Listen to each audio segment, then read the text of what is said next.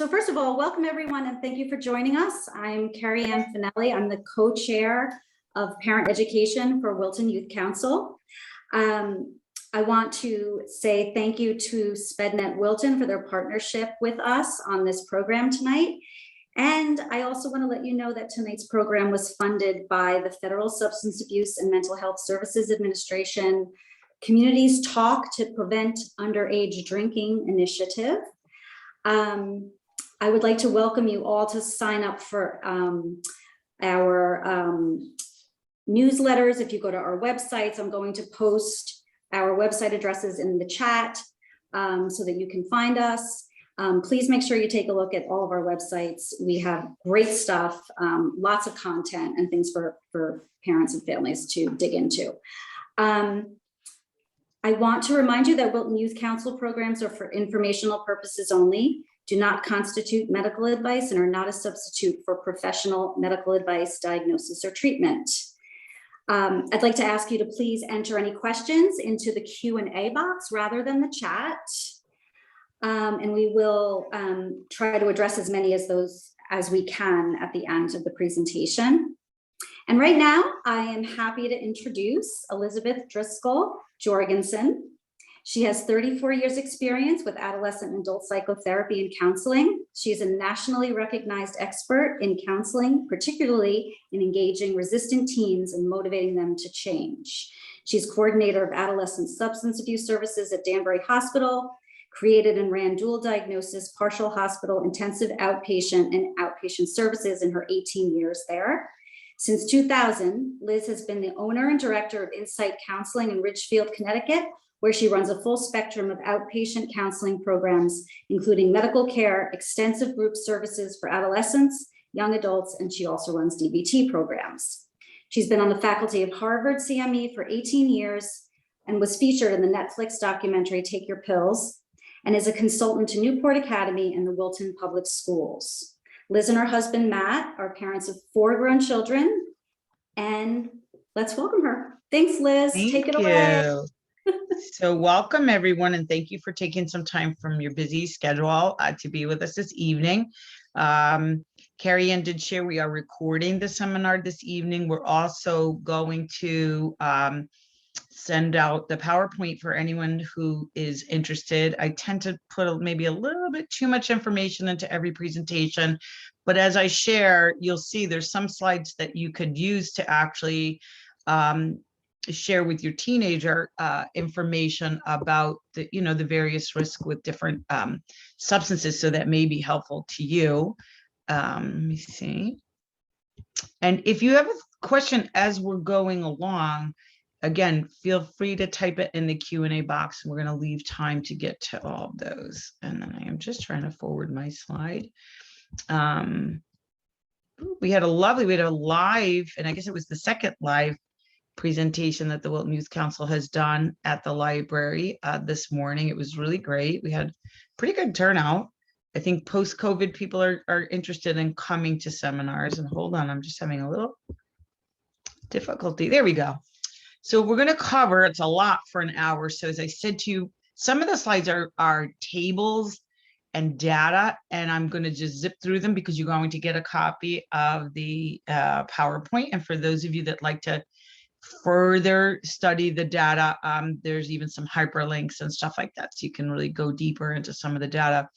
But we're going to talk about the actual rates and trends of substance abuse for nicotine, alcohol, and cannabis. Obviously teenagers are using other things, but the trends and the majority of teenagers kind of stay in those in that circle, thank goodness. We're going to talk a little bit about the unique risks for teens with intellectual disabilities, but particularly ADHD and other executive functioning issues, because there's a very, very high risk for those kids. And we're going to really focus on the tools and what you guys can do to make a difference with your own teenager.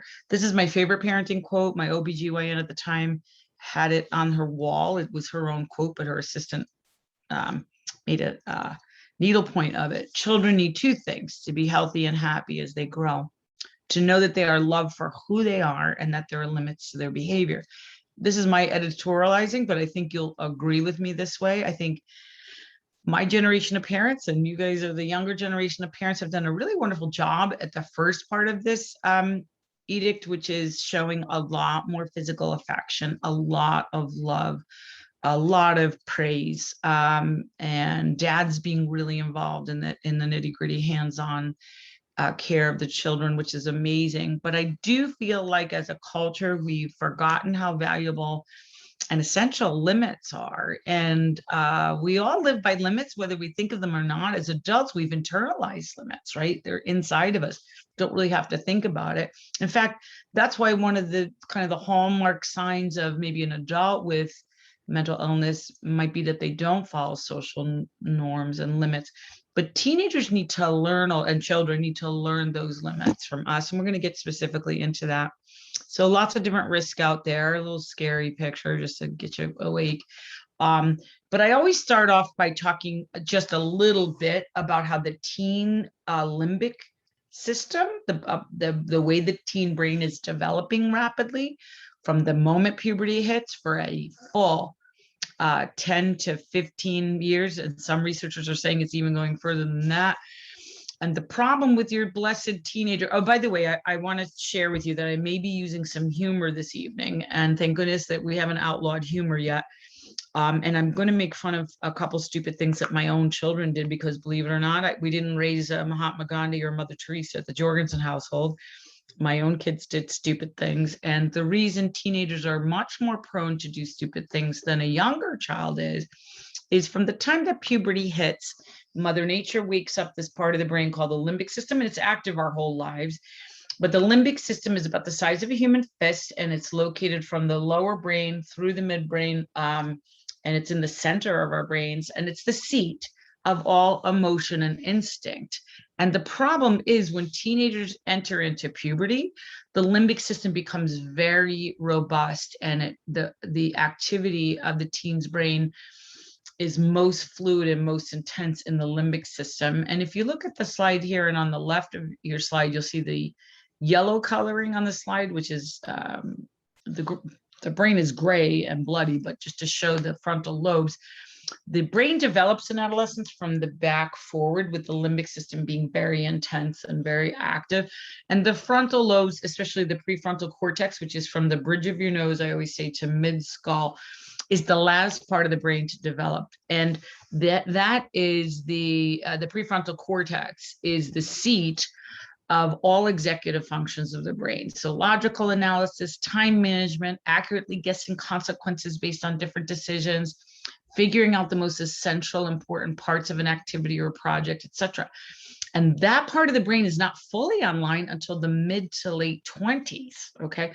But you're going to see the biggest limbic influence, so the biggest emotional intensity, from when puberty hits for the first 4 to 5 years. So I say in general, when the boys start getting hairy toes and the girls have their menses, you're in for a rough 3 or 4 years. And then you really will see some more calming and quieting of the intense emotions and more impact of the developing neocortex, prefrontal neocortex. And so if you will, a good analogy is the prefrontal cortex, being the seat of all of those higher order functions, is the brake of the emotional brain. It's what allows us to stop and not say the first thing on the top of our heads and not criticize our boss on a Zoom meeting, etc. Teenagers basically sometimes don't have it. Sometimes the prefrontal cortex is completely offline when the limbic system is extremely active. And if you think of it, the limbic system's like the gas in the car, the prefrontal cortex is the brake. And there are many great books written about this, but suffice to say, this is what really causes parents to lose sleep and to be very stressed out, because I'll never forget with our 4 kids, I would have rather left them alone in the house at age 8 or 9 than at age 13. And you would think a few more years development, they would have more common sense, but the younger child will be inhibited and will call you if they're worried about something. And the teenager, fueled by that limbic system, can basically do a lot of scary things. So This is something to understand too. Teens with special needs, especially executive functions, their brain develops from the back to front as well, but there's often a lag time of years developmentally. And with young people with ADHD and other executive functioning issues, they may always be about 20 to 30% behind their peers in terms of the robust ability to control impulses. And we're going to dive into this a little bit. All teenagers are at risk for substance use, but substance abuse and the disorders, we just designate this now. We really don't say addiction, and we don't say alcoholic in the literature. We say substance use disorders. So you have substance abuse and substance dependence. The kids with special needs, including psychiatric needs, are always at higher risk, always, always, always, to cross the line and become substance abusers and or dependent. And there's not one unique risk, and the more risks the child has, the worse, right? So if you just have ADHD, but you don't have learning challenges, if you've never had any traumatic episodes in your life, and sometimes, the best, most loving families, there can be a sudden death, there can be, multiple moves due to employment. There's a lot of risk factors that can kind of come together and make certain teenagers more vulnerable. And ADHD, again, the unique challenge is that they just, if the average teenager has their limbic system in charge and maybe has 20% or 30% online activity of the brakes, again, the prefrontal cortex, the child with ADHD has even more minimal control. And processing issues, which is it's a broad category, but it basically means that a child can understand and learn, but they have a little bit of a lag time in terms of processing the information. Those children, again, have unique challenges because they're not going to get the consequences of actions as easily. They're going to blurt out things. They're going to say yes to things, peer-related risks, even knowing that they're breaking the rules that you've set for them. Really is a unique risk. And teens with ADHD really are our highest risk group for substance abuse disorders. We see this. I run the outpatient treatment center in psych counseling in Ridgefield. We see probably 40% incidence of teenagers with ADHD, many of whom have not been diagnosed. So the literature reflects this. There was a couple of great studies. And again, if you're interested, I have the references here so you can follow up. But cannabis dependence is a pretty prevalent disorder right now. So that's teenagers smoking enough weed or eating enough edibles or using vapes. We're going to get into all that with THC vapes, to the point where their life is interfered with, their functioning is impacted. And this is a replicated study from 2013, but we do have replication on it. So kids who were already admitted to residential treatment, 38% of them had ADHD when they also had cannabis dependence, but only 4% of them had the diagnosis in childhood and adolescence. They were diagnosed after they became sober. And so it really is a very robust risk. And with young adult population, about 40% of those going to residential care for substance abuse. So you really have to have a very profound substance abuse issue for your insurance to cover residential care. We're looking at rates at about 40%. And again, we see that here at Insight. And it's not, it literally has nothing to do with character. It has nothing to do with morality. It has to do with the fact that kids with ADHD, I mean, the normal teenager without ADHD doesn't have a 5-second delay as an adult has, or a 10-second delay to really think out what we want to say and what we want to do. A kid with ADHD, it might go right from their brain out their mouth. Or if the hottest kid in school asks them to do something dangerous, they might not even think about it twice. So there really is this unique risk with children with ADHD. And this is a quote from a study that Eve Kessler, who's one of our who's the head of SPEDNet and one of our co-sponsors, shared with me. Basically, if you have ADHD, you're more at risk to try substances to begin with. You're more at risk to override any fear or any admonishment that you've gotten from your parents or caregivers to not do it. And then there's a very short trip from use to dependence. And of course, dependence is what causes lifetime problems if it's not treated, if people don't get sober. And many ADHD kids, they just keep experiencing failure in their lives, you know, because of the disruptive behavior. They have more trouble often making friends. And they also get in trouble in treatment for crazy behaviors, and that's unfortunate. And I want to back off for a minute and talk about the risk that we're all facing now, that we're seeing epidemic anxiety and depression rates among teenagers before the COVID lockdown. And now we have seen rates pretty much double from 25% plus, which was really high and really unacceptable before COVID. And in some populations, we're seeing anxiety and depression rates in teenagers at about 50%. So not that they've risen 50%, that 50% of teens in different subpopulations. And unfortunately, we are in a high risk area, and it's based on economic reference groups. So the more affluent a community is, the higher the rate of anxiety and depression. I know Wilton Youth Council was very instrumental in working with Dr. Sonia Luthar, was part of her groundbreaking work, and an amazing video that came out of that.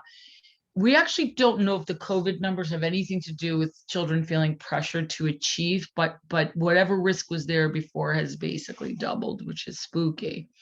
And because any symptoms of mental illness put a child at high risk for dependence on substances, or abuse or dependence on substances once they try them, we really are going to have to be much more aware and alert as parents and caregivers that this is probably the perfect storm right now.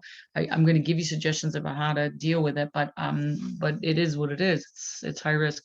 I'm going to skip through these slides. This is from the Monitoring the Future study.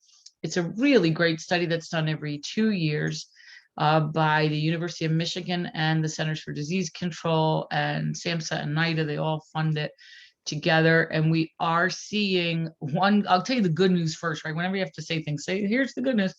So parents' involvement really has impacted the rate of teenagers vaping. We're looking at just about 16% of 8th graders having tried liquid nicotine in a vaping device, 30.7% of 10th graders, and 34.5%. Now, I don't like those numbers, but we're down from much higher numbers before COVID. So that's good news. And we really do think it's parents' intervention, and maybe parents having a little bit more of a bird's eye view on what their kids were buying and doing during COVID.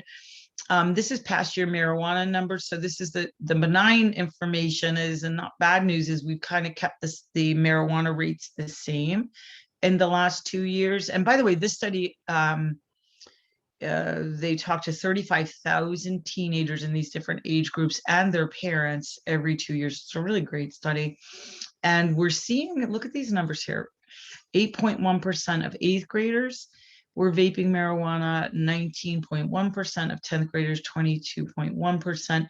And I'm going to share with you why that's really very worrisome, because vaping marijuana products, the potency is much higher and has a much more profound effect on the developing teen brain. And the regular, so this slide shows vaping marijuana and smoking plant marijuana. And again, I'm going to explain to you the difference in the next slide. But we look at that, 11.4% of 8th graders have smoked weed in the past years. That means since they were in 7th grade. And 1.1% of 8th graders are daily users of marijuana products, 4.4% of 10th graders, and 6.9%. Those are the highest risk kids, obviously. And we did have a pretty robust decline in binge drinking before COVID. That's kind of leveled off. It's not great, but it's better than it was. We still have 16.8% of high school seniors binge drinking. And here's the problem with this. So 4.5% of 8th graders are binge drinking. Binge drinking is defined by 4 or more drinks per episode for male and 3 or more for female. And I said this joke this morning, but obviously teenagers are not carefully measuring out this alcohol.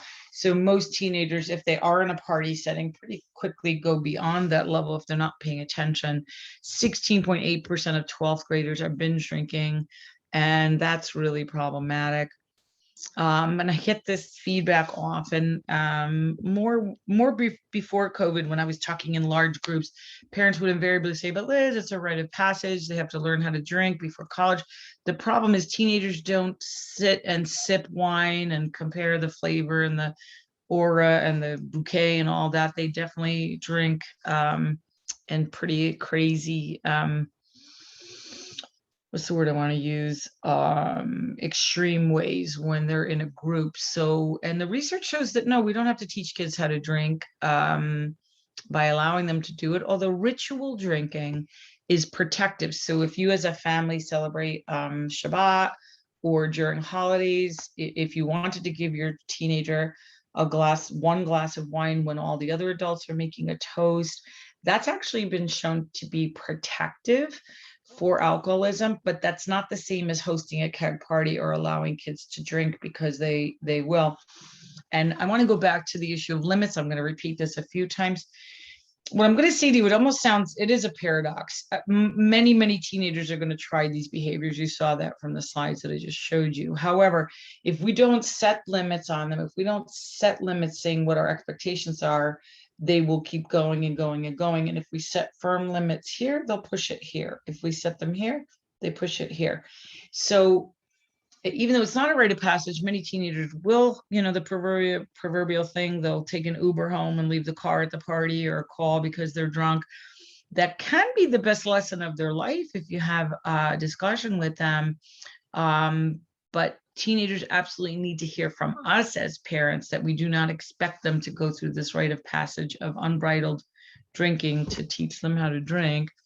And again, I'm not going to spend much time on this except to say these studies have been replicated over and over again. And really tragically, kids who binge drink frequently as teenagers damage the gray matter of the brain, or the white matter of the brain, which is the structure of the brain, and the hippocampus, which is it's not the center of all memory, but it's the part of the brain through which memories become stored in long-term memory. Teenagers with a binge drinking history have a reduction in the functioning of their hippocampus 50%, and they have visible reduction by measurements in all memory tasks. And if they're abusing alcohol, they'll often get excited by and anticipate with pleasure drinking by images. It really does have a profound effect on the teen brain. So I want to spend just a little bit of time explaining this. The parents we had this morning, most of them had no idea this was going on, so I really want to tell you about this. So the weed that you may or may not have inhaled in the 80s or the early 90s in college doesn't exist anymore. That weed was between 3 and 6% THC content, tetrahydrocannabinol. That is the most active ingredient weed that makes you high. It just doesn't exist. Plant weed generally is harder to find. Teenagers report it's harder to find and use than these concentrated THC products. And they're called different street names. Generally, the dabs or wax or carts is what your teenager may call them. And they actually use similar devices to like the Juul or vaping devices to smoke the oil or the wax.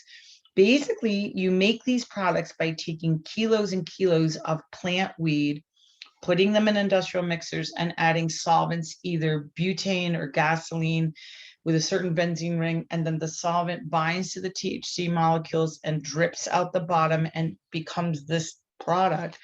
And we're looking at a THC content of 60 to 90%.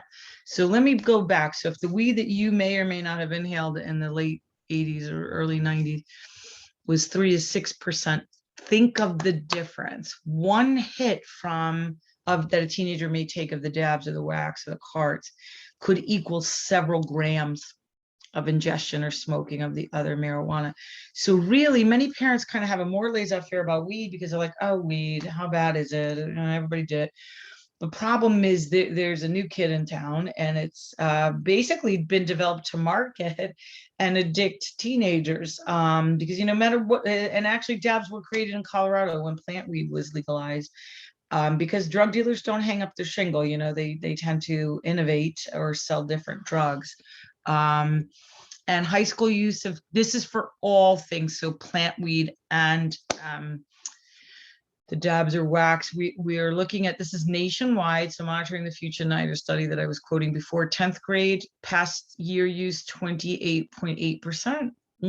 Seems like a norm. 12th grade 35.7, so that's in the last year. Lifetime use, 8th grade, we have almost 12% of 8th graders are have smoked weed. 33.3% of 10th graders, 43.7% in the areas of the United States that are affluent, and this is a Connecticut number, and this should scare you. By 12th grade, 70% of teenagers acknowledge they've at least tried cannabis products. Doesn't mean they're using all the time, but the social norms have changed. Weed and use of cannabis products is ubiquitous. There's no social stigma against it whatsoever. Teenagers sometimes even pretend to be more involved in the use of cannabis than they are to join peer groups or feel more included in peer groups. It really is pretty massive problem. And I want to get back to the vaping marijuana. So now you understand that these products are different. They're the 60 to 90% potency of THC. Last 30-day use of dabs or carts, so vaping, increased from 4.9% in 2017 to 14% in the 12th grade. So it's a 3% increase. And this data will lag. So when we get the 2022 data, I hope I'm wrong, but I'm guessing that number may be higher. Lifetime use of dabs, 10th graders 22.7, 12th graders 27.9, and 4% of 12th graders vape these concentrations daily. But let me say, I don't have exact numbers for our economic reference group in the Wilton area, but it's much higher than that.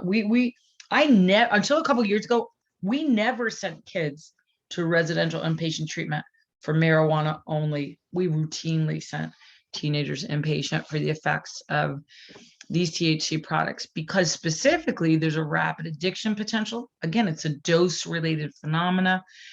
These products can trigger psychosis and mood disorders in vulnerable teens. So we do know that the most serious psychiatric illnesses have a genetic predisposition. Basically, these substances are so potent they can turn on a gene. So a kid could have one copy of a recessive gene, and it looks as if the high potency weed, similar to LSD, turning on these genes. Really, your brain cannot handle these high products and manage them very well. If you have any of those family risks, these products are basically poisonous. There's a true physiological withdrawal to the high potency THC if they're smoking daily or close to daily. They get something, many kids get this thing called cyclical vomiting disorder, where they're vomiting constantly, they get dehydrated, and the only thing that helps is taking a hit of THC. And many kids don't even realize that their THC use is related to the cyclical vomiting. So they'll wake up queasy and vomiting, and then they'll take a couple hits and feel better, but they're not really making the connection that it was their body withdrawing a bit from the THC that's making them sick. And really, we're having major problems. I treat many we do at Insight, many kids. I'm not going to get into the study because I want to leave enough time for the how-tos, but I'm sending it to you so that you can investigate further. Teenagers are scared of this study. Basically, it proves that if you smoke weed all through high school, and when the brain is developing rapidly, you decrease your lifetime IQ by 8 to 10 points, which is a phenomenally high amount of lost brain. And forever we were debating, we knew that teenagers that smoked a lot of marijuana and did a lot of drugs in general had high rates of depression, but there was a big debate in the literature about the chicken or the egg, which came first. Are the kids who are already really depressed more likely to love weed And so we're just seeing a manifestation of what was a pre-existing depression.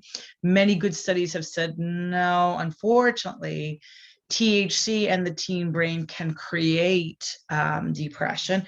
And most often kids begin smoking just to have fun or to experiment. They kind of find out coincidentally that the THC kind of treats their depressive symptoms. It's a lousy, short-acting, very brain-damaging treatment for depression. So don't get me wrong. I've been misquoted by teenagers. Well, Liz says I smoke weed because it helps my depression. No, but sometimes kids will accidentally kind of get into the pattern of dependency because of the depression, but then it makes the depression and suicidality worse. And of course, of all the symptoms that we dread as mental health providers and as parents, children feeling suicidal or making an attempt or dying by suicide is horrifying. And we do know that these high potency THC products are really exacerbating this problem and even creating it in teens that didn't seem to have the risk factor. And vaping, I'm not going to spend a lot of time on this because we are having an impact on it, but this phenomenon is still all over the place. Teenagers, teenagers in general like the secret world of having things that we don't know about. And it does appear that vaping has stabilized and reduced more basically because of parents' activism, and kids are getting the message that they were manipulated by the big companies. And that's a really good message. I wrote a curriculum called This Is Your Teenage Brain on Weed. And I always teach kids the market function of drugs and how a very few, very wealthy people are manipulating the population to sell them things. And I think we were good about getting that message out with vaping, and it really seems to be having an effect on kids and really reducing their use. And I want to talk about the idea of internal peer pressure. Parents really need to understand this. Kids falsely assume that they, may go into a party, and if they refuse a solo cup of beer, spontaneously a drum beat will happen and a group of teens will circle around them and say, drink, drink, drink. That does not happen, except for maybe a few isolated fraternity or sorority parties later on in life. Teenagers really don't get pressured in a group setting. Teens have internal peer pressure in that they falsely assume they're going to be rejected or excluded if they don't mimic the behaviors of the group. This is a picture from a movie, Superbad. It's a silly movie in many ways. It was written by these three actors when they were teenagers. They edited it and redid it as adults. But basically in the movie, these three dorky, nerdy kids who all want to go to Dartmouth, and two of the three actually get into Dartmouth, are lulled by the prettiest girls in high school to break all of these rules to get alcohol to bring to a party. And you could see them, they just go out of their minds to try to please these beautiful girls. And that's also a problem with the peer kind of drumbeat of that limbic system, right? A lot of times kids will go to parties and engage in behaviors not because they're desperate to do drugs or alcohol, but they're just really wanting to fit in. And they really want to be with members of the opposite sex, and they really want to kind of join the secret club of whatever the peer group is doing. And again, the parents get shocked by this all the time. The same kid who in 6th and 7th grade, they take the DARE program and they swear they'll never do this. And how could older teenagers be so stupid and do that? And then that limbic system wakes up and the drumbeat starts, and some teens even lie and brag about the extent of their substance involvement and fake it to try to fit in, which I think is better than actually doing it. And again, if you have the chance to talk to your child about this, I can see them relax in the audience when I'm teaching teenagers directly about internal peer pressure. In fact, I'll have kids come sometimes, when I was speaking live in schools, kids would come up and say like, oh my gosh, that's what I did. I did it because I wanted to fit in, and it was really stupid, etc. So just be aware of that. Social media definitely is contributing to the rise in adolescent depression and anxiety, which then makes it more likely that teens will abuse substances. I'm not going to get into the study. Again, I've given you the link, but basically teenagers are not able to distinguish between what people post on perfectly curated pictures of themselves on Instagram, whatever. And ironically, even though teenagers will spend hours putting filters and carefully curating their own pictures, they don't remember that all of their teen friends are doing that too. And they start to compare themselves to others. And there's an old quote there from the Desiderata, that famous poem. If you compare yourself to others, you may become vain and bitter. Always there will be greater and lesser persons than yourself. Teenagers tend to feel less than on a lot of social media platforms. But there are some good sides to some use of social media. Very shy children can rehearse and carefully practice social skills on texting. So I don't mean to say that all social media is bad. It's just we do know it's a contributory factor. And you want to see how normative substance abuse is, look at kids' Snapchat stories. So that's not the Snapchats that disappear. It's the Snapchats that stay online. Kids will advertise drugs that they're selling online. It's very ubiquitous. It's very much no problem. And I did want to take a shout out. I know not a lot of our audience probably have children with various special needs, but ASD, autism spectrum disorder, actually looks pretty protective for many kids for substance use, because those kids tend to be law and order and like, you know, it's wrong, it's illegal, don't do it. There's different manifestations and different subgroups with a paucity of research for specific subgroups, except for ADHD and executive functioning. Again, can't emphasize it enough. Those are the highest risk kids. And kids who do become addicted to nicotine or weed almost always have pre-existing underlying ADHD, anxiety, or depression, to the point where it's like probability 0.0001 that they will have these disorders if they become addicted. So randomly, sometimes kids may not have those disorders, but very often they do. Kids will get addicted because of being anxious to nicotine. They'll have rebound effect, they'll have withdrawal. As I said to you before, teens and THC withdrawal will have severe sleep and appetite and mood changes. So there is this very interesting interactive phenomena between self-medicating with these substances and then having worse symptoms because they self-medicated with the substances. And in my treatment center and most quality treatment centers, we explain all this science to kids, and kids are really curious about the science. It's one of the reasons I overshare my slides, because I want parents to be able to kind of share some of that information as well. So now I'm going to talk about the how-to, and resilience and independence of thought is something that we're working to teach our children. And I would say really interdependence is the goal, but and it's very hard, I think, these days, because we've been somewhat socialized as parents. And my oldest is 35, my youngest is 22, and it's much worse now with social media involvement and I think with the whole college fanaticism. Am I allowed to say that? All the craziness that goes into getting into the perfect school. Very often we want to, as parents, protect our kids from adversities, but life is centrally about facing and overcoming obstacles and not buckling. And we really want to adopt a model, even with the risks that I'm talking to you about today, where we kind of catch our kids and help them learn from their dumbest mistakes. And I will tell you, in the Jorgensen household, our children learned so much more from their really stupid and potentially very dangerous mistakes than they did from any lecture or any award or any AP class or anything else. And I know that's kind of a Debbie Downer thing to say, but and I'm not saying that all of your children will engage in substance use, but the probability is pretty high for most of your kids to either have an episode of drinking or substance use that you catch, and try to think of like that's going to be the opportunity where you can really teach them and they can really learn. So how do we positively parent through this? Well, first of all, you got to keep your eyes on the prize, as Dr. Martin Luther King famously said, because day to day, oh my goodness, this can be exhausting.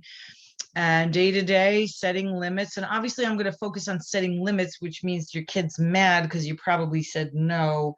So I'm going to hyper exaggerate that, because of course everybody loves it when their kid's behaving and saying thank you. But when we're talking about parenting around risk, we're going to be talking about conflict. And the best advice I can give, and I'll just repeat it over and over again, is don't take your child's limbic system personally.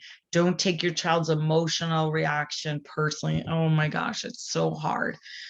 But kids need limits. Limits really equal love. And it's fascinating. I'm so blessed and lucky to be able to do what I do for a living. But to have witnessed this literally hundreds and hundreds of times in my office, that sometimes parents who kind of didn't set the right limits and then at a certain point thought, well, there's nothing I can do, that he's already smoking weed and we're already doing that. Kids will actually, and of course, nobody comes to substance abuse treatment because they made the honor roll or something. Like, it's usually they've gotten in trouble, right? They're here in duress. And pretty soon they'll actually say to their parents, like, why didn't you ground me more? Why didn't you take away the car? Like, I was out of control. Now, meanwhile, the parents will say, but you kept begging for these things and you kept having temper tantrums. And the teenagers will say, yeah, I was acting like an idiot and you were supposed to say no. So sometimes I'm telling you, so these are actually the worst offender kids that really got in super trouble, will say to their parents, like, you needed to be stricter with me. And I'm so lucky, I'm so blessed. I tiptoe around this because I've had a couple comments like, oh, Liz brags about her kids. Well, actually, 2 of my 4 kids have learning challenges and special needs, and it was kind of a rocky road. One of them had that kind of hyper moralistic thinking, so she thought that it was really idiotic that anybody was doing substances, so she made herself the permanent designated driver as a way to manage her peer relationships. But my 3 other kids all did a couple stupid, scary things with substances, and we had to give them limits and we had to give them consequences. And there was a lot of tears and anger and slamming of doors at the Jorgensen household. I'm sure none of that happens at your house. And that's the way they learn, but it's so hard as a parent. You love this child so much, you're so terrified something's going to happen to them, and then they go ahead and do something that you just didn't even think that you would ever have to deal with.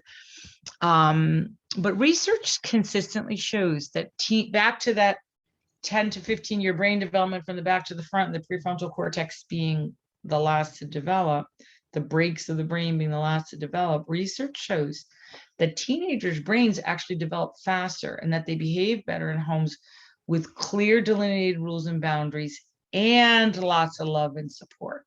So you can't just be authoritarian with a million gazillion rules. You have to give them the love and the limits, and you have to try as hard as you can to not take it personally when they do the crazy stuff, but you got to be firm with what the rules are. And so here's the best way that I can teach you to set limits with your child. You're going to have to validate their feelings. So for example, there's a famous story in my family that my daughter was going to junior prom with a group of kids, both juniors and seniors. My kids grew up in Reading, so Joe Barlow High School. And wouldn't you know, one of the parents, without talking to any of the other parents, offered their vacation house in Vermont, and not in southern Vermont, even though I wouldn't have let her go to southern Vermont, to stay for the weekend after prom, leaving after like 1 o'clock in the morning, whenever the post-prom lasted, unsupervised and unattended. And of course we said no. And I was the meanest mother that ever lived. I was the meanest person in the world. That me and my husband were paranoid, and why didn't we trust her, and how could we ruin her social life, and she'll never have these perfect, wonderful memories with all her friends, yada, yada, yada.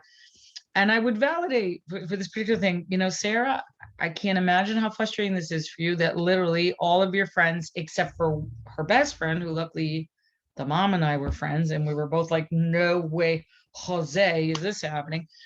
But I would validate my daughter's feelings and say, it is incredibly unfair to you that you see that little subtle to you, that all your other friends are going, we don't think it's safe, we don't think it's fair. And I think in that case, one of the kids actually wound up having to get their stomach pumped from the house. And luckily other kids called 911. It turned out to not be a safe or good idea, but you know, your teenager's they're in the limbic system and they want to be with their peer group. So they're just going to be like on you, begging, pleading for certain things. You validate the feelings, you stay present in the moment, and I'm going to skip that slide. You balance the structure and the nurture. So for example, I'll tell you what I did with my daughter when she was begging to go to the Vermont house. I said, we can't possibly let that happen. We're a big camping family. And I said, but I'll tell you what, your 2 other best friends and your cousin, who all also were not allowed to go, you guys can set up the tents in the backyard and you could have a bonfire. And then I had to stay up all night, and I had my other son kind of go back and forth and make sure they weren't. And actually one of the kids brought alcohol, and we kiboshed that. but I had to give her an alternative, and we ordered takeout food, and we, let them do pay for view, and then it started raining. They all came in. I said, any pay per view movie you want, that's fine. So that's a balance between structure and nurture. I didn't just say, nope, nope, nope, you should be happy I'm even letting you go to prom. Kind of had to give her like an alternative opportunity to be with those friends. And it's tough to get the balance, but the way I'm teaching you to parent, and most of you are very well educated and have read, I'm sure, a gazillion parent groups to be on this late at night. Authoritative is the best stance, where you're not too permissive giving into everything, but you're also not too by the book, and you're not too angry when you set the limits. Because as I said before, when you set the limits here, the kid's going to push it a little here. You set that here, you push a little here. If you're too laissez-faire, too permissive, the kids have no boundaries. They wind up getting in very difficult spots. This is just a style question. I really have to get new slides because you guys are all too young to know who Peter Falk as Columbo was. But basically, he knew who the murderer was in the first 5 minutes of this TV whodunit show. And he was calm and cool and collected, but just kept saying, help me understand, one of your fingerprints was on the gun, etc. And Sergeant Friday on the right would just yell at the criminals, and somehow they would confess. And believe me, that never happened. And the best Columbo parenting lines are, oh, help me understand. So if your teenager's bamboozling you, and yet, don't you love this? Like when the teenage limbic system is on a roll, your kid will come up with like all these accusations, promises, plaintive, like begging, sobbing. It could get really crazy. And if you can kind of just keep it cool and be like, well, help me understand. Are you sure every single person in the junior class is going to Vermont? I already texted Mrs. Valdi, her daughter's not going. Obviously your auntie's not letting your cousins go. What are you talking about, right? Help me understand. And then I would say, if your child is blaming you and saying you're the meanest human that's ever lived, I would just say, go with it. I may be the meanest mother in the world. In any event, you can't go to the keg party, because it kind of takes the wind out of their very limbic sails. You know what I mean? And you can't defend yourself. Like if your kid has already told you something ridiculous, like you're the meanest person that's ever lived, I would say you really want to throw them off by saying, hey, that may be true. In any event, it's a great way to end an argument. In any event, you're not going. Or as I said in the morning show, my two oldest kids knew who the musician Tom Petty was. I would actually start singing that song. You could stand me up at the gates of hell, but I won't back down. I'm not a good singer. And they'd go, but they'd walk away. So if you stay calm, maybe a little humor. And if you can't believe me, there were many times I had to give myself time out when I was setting limits with the kids, because they would just be so intense that I literally couldn't take it. And take a time out, walk away, say, I need some time to think about it. I need to talk to your father. I need to talk to your mother, and take your time. My friend Nancy Rappaport talks about, and this is especially germane in a affluent area. She says, you giveth these things to your child and you may taketh them away. And she's a pretty well-known child and adolescent psychiatrist, teaches at Harvard. She's my bud. And she talks about the car, cell phone, curfew, cash, credit card, computer, console. And I don't care if they use the bar mitzvah money to buy the console. You pay for the electricity, ladies and gentlemen, you take it away. Of course, the consequence generally you want to have fit the crime. But I would say in almost any situation where the kid's gotten in trouble, especially with other peers involved, taking the cell phone away that first day will keep them from oversharing, over texting. Because here's the problem today with social media and texting. What was a minor problem can become a whole peer sitch, as the kids say, because kids are texting and they're gossiping, and sometimes just taking that phone away lets your kid just really sit and think about their behavior, and without kind of adding fuel to the fire. Because, back to the limbic system, if you give your kid the phone and say, okay, don't text anyone about the situation that you just got suspended for drinking at the school dance, but don't text anyone, of course they're going to be texting people. They're just not going to be able to control themselves. And for parents with special needs with activities, I'm not going to go into this too much detail, but you're going to have to, the parents will have to organize more social activities often, and this is for special needs beyond ADHD. But I think it's a good idea to make friends with all of your teenagers or middle school child's friends, even if they're people you wouldn't keep as friends. Even if I've kept a couple of those friends as lifetime friends, some they kind of faded away, but you do not want to be meeting somebody for the first time when you're calling them in the middle of the night because you just found out your precious baby has lied or snuck out or took an Uber. It's really worth getting to know that peer group. And I suggest using a family safety contract. Now, there's all kinds of versions of this, but it's basically sitting down and going over, and every family is allowed to have their own rules. I mean, I'm assuming you're all on this seminar, so I'm not going to offend anyone by saying I think you need the firm safety rules about substance use. Because if you set these rules before the first offense, generally when you have to enforce the rules, there's more calmness. The kids basically take their privileges away from themselves because they knew in advance what the consequences will be, and before they commit the crimes. And if the rules are logical and they allow teams some freedom and accountability, they're generally really happy to abide by them, and they feel guilty when they break them. And the biggest part of the family safety contract, which research shows over and over again, that teenagers model for their long-term use of substances, they model family behavior more than what families say, right? So in the family safety contract idea, parents are agreeing to be safe and accountable examples for substance use and all their behaviors, driving and texting. Do you know how many kids tell me, like, I go, oh my gosh, you got in a car accident because you were texting when you were driving? Oh my gosh.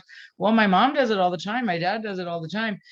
So we agree also to be accountable. And, human nature is we're such social creatures. When we say out loud or write down what we're going to be accountable for, it really does have more of a grave and serious impact, if that makes sense. And I love this idea. This was given to me by one of my first clients. My first job out of training was at Silver Hill Hospital. And I had a young man who survived a fatal car accident. Sorry, this is a little glitch in my program. And he survived a fatal car accident where his two best friends died in the front seat. And he remembered, this is long before cell phones, of course. And he remembered, he was in therapy. He was in the hospital with physical things for a long time, but then he was in an inpatient psych unit for 6 months, and he had mutism in the beginning because he was so traumatized. But when he started to get better and I started to work with him, I got the story from him that right before he got in the car, he knew that the driver was too drunk. But his dad had said to him right before he got in the car, he said, Ned, God help you if you go to that party at the Donahues. And he wanted to call his dad and say, come get me, but that's what kept him from doing it. So this lovely young man who's now 50 years old, I don't know how that happened, came up with the idea of the safety password. And it just means if your kid calls you or texts you or whatever, you go get them, no questions asked, even no freaking out, no talking about the stupid things they've already done up to that point. You just get them home safe. And one of my favorite things, I have a little folder on my desktop of all the emails that parents send me. It's almost like This American Life. They'll be like, I thought that idea was kind of corny, the safety password, but I did it with my kids. You're never going to believe this. The first week after I did it, they called me twice in one weekend because their friends were so intoxicated. Or my own daughter used it one time. They used it in different situations. Once she used it on a date because the boy she was in a car with met a friend, smoked weed, and then tried to get back in the car and drive. Luckily, they were still in Georgetown, which is close to where I live. I pretended to be getting gas, whatever. But it allows your teenager, the safety password allows your teenager the ability to save face in front of their peers. And as a young teenager, as I've told you, that's really important to them. And you know that they're safe. And listen, don't give up. If your teen's not mad at you a few times a week, you may not be doing your job correctly. So don't you all feel really great right now? And you got to work on having a sense of humor. I'm a little tired tonight, so I'm not as funny as I sometimes am. But like, teenagers are wonderful, creative, energetic, funny, and they're ridiculous when they're doing wrong things and they're crazy excuses and all that. If you can have a little sense of humor and not take it so personally, you're going to be able to keep that firm, authoritative stance in a really wonderful way that if you didn't have a sense of humor, would be difficult. Also, if any of you are parents and you're here and it's your oldest child you're worried about and you have younger ones, You really may only have the worst case scenario with your oldest child, because the younger ones kind of figure out, oh, mom and dad mean it. Dad, when he says you're going to lose the car for a month if you use substances, they lose the car. And it tends to become easier as the children come along, because they just know that you're not backing down. And this too shall pass. In time, your child is going to be very secure in their relationship with you again. But there's going to be some battles to keep your kids safe in this current climate where 70% of high school seniors have said they've tried weed. To keep them safe, there's probably going to be some conflicts. To keep them safe from the overnight at vacation house kind of situations, you're going to have conflict, and that's okay. That's all right. But you are the parent. You have strong influence over your child's behaviors. I want you to try to use that power and behavior. And I also just want to give a shout out. Wilton is really unique in its rich palette of resources for parents and teens. These are the live website links for, and there's so many great resources. You could scroll for hours on these websites, all kinds of resources to go into.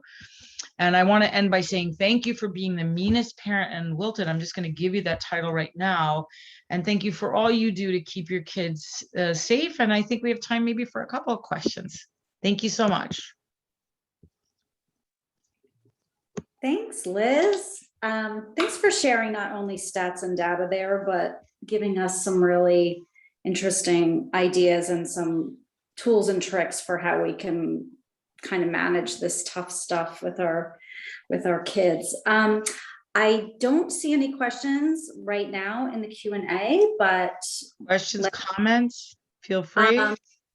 Yeah, if anyone wants to type anything in, we'll give a few minutes for that.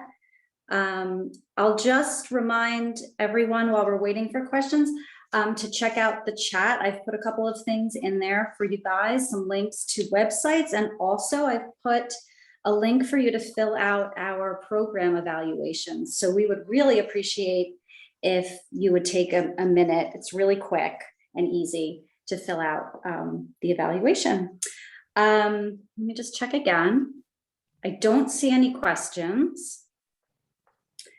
But, oh wait, hold on a minute. Okay, we have a question.